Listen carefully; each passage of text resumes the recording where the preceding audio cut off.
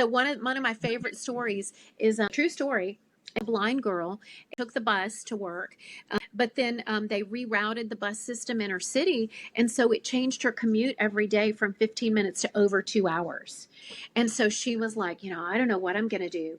But she started having just a desire to be driven to and from work every day in a car. She put her imagination to work, and she literally sat in her living room and on purpose imagined this car ride. She engaged all of her imaginary senses, like she felt herself seated in the car. She listened to the humming of the motor. She sensed the movement of the ride and like smelled the smell of like gasoline and stuff like that.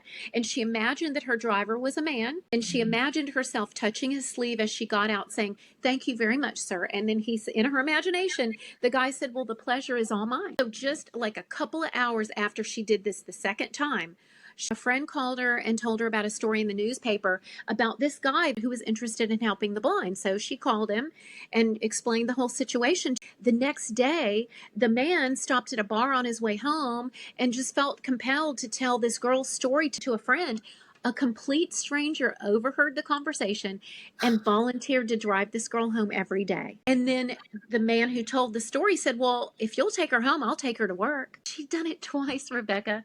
And sure enough, as the girl got out of the car after her first ride to her office, she turned to the driver. She said, well, exactly what she said in her imagination. She said, "Thank you very much, sir." And you guess what he said, right?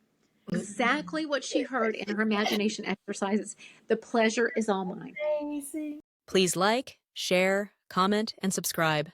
For more secrets on overcoming grief, visit facebook.com/honorandclarity.